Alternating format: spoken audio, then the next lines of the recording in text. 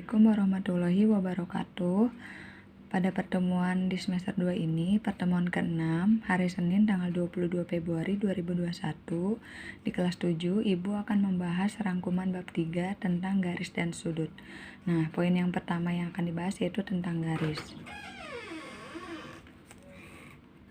Nah, garis di sini tersusun dari titik-titik yang berjajar. Jadi garis itu adalah tersusun dari titik-titik yang berjajar. Nah, garis mempunyai posisi dan arah. Nah, di sini ada kedudukan garis dapat dibedakan sebagai berikut. Nah, di sini ada 4 ya. Yang pertama itu adalah garis berpotongan. Jadi, dua garis dikatakan berpotongan jika kedua garis itu mempunyai sebuah titik potong atau titik persekutuan. Nah, ini adalah titik potongnya. Jadi, ini ada dua garis P dan juga garis Q. Dia dikatakan berpotongan jika mempunyai sebuah titik potong. Nih, ini adalah titik potongnya. Jadi, garis P berpotongan dengan garis Q. Yang kedua adalah garis sejajar. Dua garis dikatakan sejajar jika kedua garis terletak pada satu bidang dan apabila kedua garis tersebut diperpanjang, maka tidak akan saling berpotongan. Jadi, ini adalah beberapa contoh dari garis berpotongan. Garis yang sejajar. Garis sejajar itu bisa bentuknya itu arahnya horizontal, sama-sama horizontal, sama-sama vertikal atau miring seperti ini. Jadi ini contoh garis-garis yang sejajar. Jadi ketika dia diperpanjang, garisnya tidak akan berpotongan. Yang ketiga adalah garis yang berhimpit. Dua garis dikatakan berhimpit jika kedua garis mempunyai paling sedikit dua titik potong, atau bisa dikatakan garis ini posisinya bertumpukan. Ini sebenarnya ada dua garis, yaitu garis P dan Q. Di sini kan P sama dengan Q, artinya dia bertumpuk. Jadi dia di P itu berhimpit dengan Q. Selanjutnya, garis bersilangan.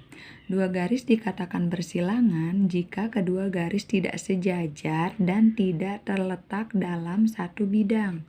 Misalnya, contohnya ya, di sini Ibu gambarkan bangun ruang. Di sini ada garis EA bersilangan dengan DC. Nah, EA dan DC itu tidak saling sejajar dan dia terletak di bidang terletak di bidang yang berbeda. Ya, ini juga HD bersilangan dengan AB. HD bersilangan dengan AB. Paham ya? Selanjutnya di sini Ibu akan membahas tentang sudut. Nah, sudut adalah daerah yang dibentuk oleh pertemuan antara dua sinar atau dua buah garis lurus. Nah, ini Ibu gambarkan sudut. Nah, ini ada AB.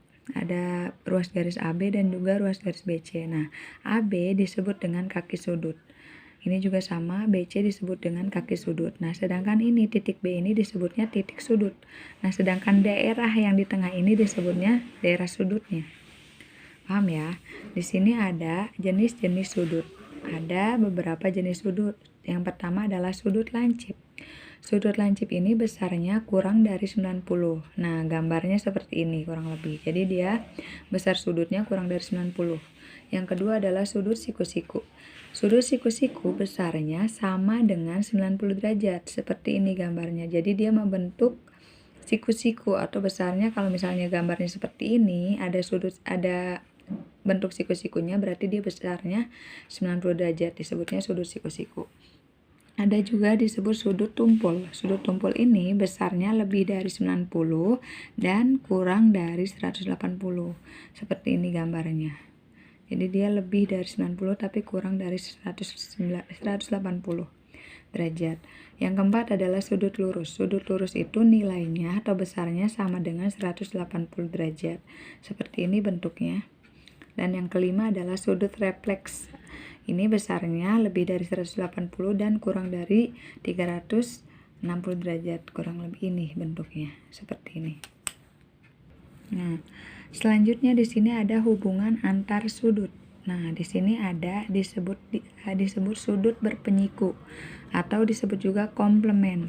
Nah, kalau digambarkan seperti ini. Jadi di sini ada besar sudut disimbolkan dengan X derajat dan di sini Y derajat. Nah, X dan Y derajat ini kalau dijumlahkan dia membentuk sudut 90 derajat. Jadi sebutnya ini sudut berpenyiku. Jadi untuk mencari jika kita tulis X kuadrat ditambah X derajat ditambah Y derajat itu sama dengan 90 derajat karena dia membentuk sudut siku-siku besarnya 90 derajat. Yang kedua adalah sudut berpelurus atau suplemen. Ini gambarnya seperti ini. Ini adalah X derajatnya sebesar X derajat, ini Y derajat. Jadi X derajat ditambah Y derajat ini jumlahnya adalah 180 derajat karena dia berpelurus. Nah, yang ketiga adalah sudut bertolak belakang.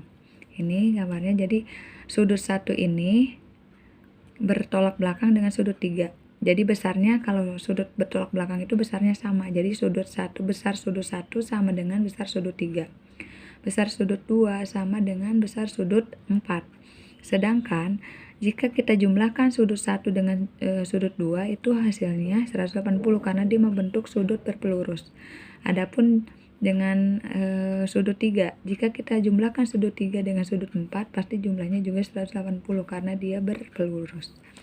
Paham ya? Yang terakhir adalah hubungan sudut-sudut pada dua garis sejajar.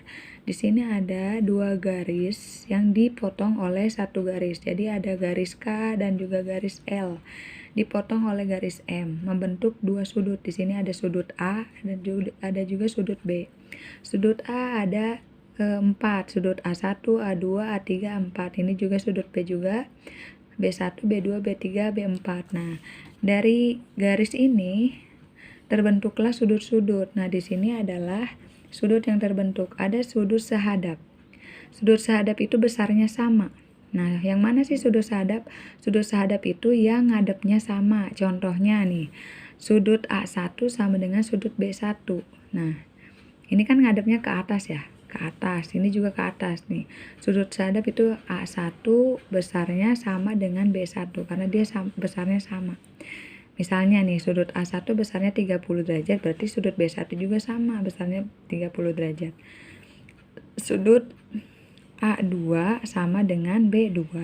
Sudut A4 sama dengan sudut B4. Sudut A3 sama dengan sudut B3. Paham ya? Yang kedua adalah sudut dalam berseberangan. Ini juga sama, besarnya sama ya. Yang mana sih sudut dalam berseberangan nih? Sudut dalam berseberangan adalah sudut A4 berseberangan dengan B2. Tuh. A4 dengan B2 sama besarnya. Terus sudut A3 sama dengan sudut B1. Yang ketiga adalah sudut luar berseberangan. Ini pun sama, besarnya sama ya. Jadi sudut luar berseberangan itu adalah sudut A1 berseberangan dengan sudut B3. Sama nilainya. Sudut A2 sama dengan sudut B4. Nah, selanjutnya adalah sudut dalam sepihak. Sudut dalam sepihak ini kalau dijumlahkan adalah 180 derajat. Yang mana sih sudut dalam sepihak? Sudut dalam sepihak itu yang ini. Jadi A4 ditambah B1 sama dengan 180. Dan sudut A3 ditambah sudut B2 itu sama juga hasilnya 180 derajat. Dan yang terakhir adalah sudut luar sepihak. Jumlahnya sama juga 180 derajat. Yang mana sudut luar sepihak?